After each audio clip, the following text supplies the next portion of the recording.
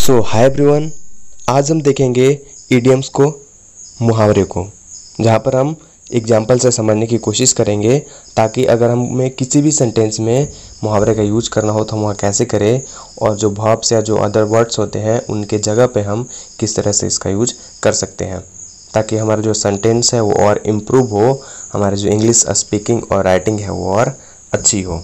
तो चलिए स्टार्ट करते हैं। तो चलिए सबसे पहले देखते हैं कि आखिर ये इडियम्स होते क्या हैं, यानी मुहावरे हम कहते किनको हैं। तो जैसा कि आपने हिंदी व्याकरण में भी मुहावरे के बारे में पढ़ा होगा, जहाँ पर आपने देखा होगा, मान लीजिए आग बबूला होना। अगर इस आग बबूले के एक एक शब्द को हम अर्थ निकाल के देखें तो उसका पूरा अर्थ अलग हो जाएगा, लेकिन अगर हम उसे मुहावरे के रूप में अर्थ निकालें तो उसका मतलब होता है क्रोधित होना या गुस्सा होना। तो मुहावरा होता ही है कि वो अपना एक्चुअल मीनिंग नहीं बताता, जो उसका खुद का अर्थ है, जो शब्द का अर्थ है वो आपको यहाँ पर नहीं दर्शाता, बल्कि ये किसी दूसरे अर्थ को दर्शाता है मुहावरे के रूप में। ओके, जैसे यहाँ पर हमने लिखा है एल्मा मैटर। एल्मा मैटर, यहाँ पर अगर इसका हम शब्द का अर्थ निकालना चाहें तो ये डिफरेंट हो जाएगा, लेकिन अगर मुहावरे के रूप में देखें, इडियम्स के रूप में देखें तो इसका मतलब होता है आपका पाठशाला, यानी विद्यालय आपका। ओके, जहाँ पर आप पढ़ाई करते हो। तो इससे आप सेंटेंस भी बना सकते हो कि we are going to alma mater, या we are studying in alma mater, यानी हम लोग पाठशाला में पढ़ते हैं या हम लोग पाठशाला जाते हैं या जा रहे हैं। ओके, तो इस तरह से आप किसी भी सेंटेंस में इन मुहावरे का यूज करके अपने सेंटेंस को इम्प्रूव कर सकते हो और अच्छा बना सकते हो। तो चलिए आज देखते हैं कुछ 5 मुहावरों के बारे में। तो चलिए एक एक करके सभी इडियम्स को देखते हैं। सबसे पहले अराउंड एंड क्लॉक। जैसा मैंने अभी बताया कि अगर इस इंग्लिश मीनिंग का आप अर्थ निकालना चाहें, जैसे अराउंड का मतलब होता है चारों तरफ, एंड का और क्लॉक का मतलब घड़ी, यानी चारों तरफ और घड़ी, यह हो जाएगा।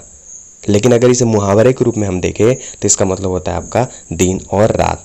तो यही है आपका मुहावरा, जिसमें आपको एक्चुअल मीनिंग नहीं दिखता बल्कि दूसरा अर्थ आपको देखने को मिलता है।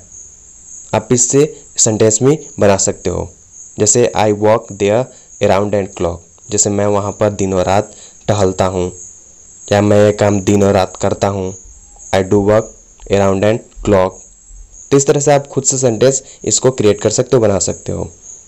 इसमें आपको चेंजेस नहीं करना है, इसके फॉर्म को, आपको रूप को चेंज नहीं करना है कि अराउंडेड कर देना है, अराउंडिंग कर देना है, अराउंडेस कर देना है, इस तरह से नहीं। जो आपका यहाँ वर्ड दिख रहा है अराउंड एंड क्लॉक, उसी को आप यूज करोगे। ओके, अगला आपका बैड एग। अगर इसका अर्थ हम देखें तो बैड मतलब बुरा होता है और एग मतलब अंडा होता है, तो ये हो जाएगा आपका बुरा अंडा। लेकिन ये इसका दूसरा अर्थ नहीं है।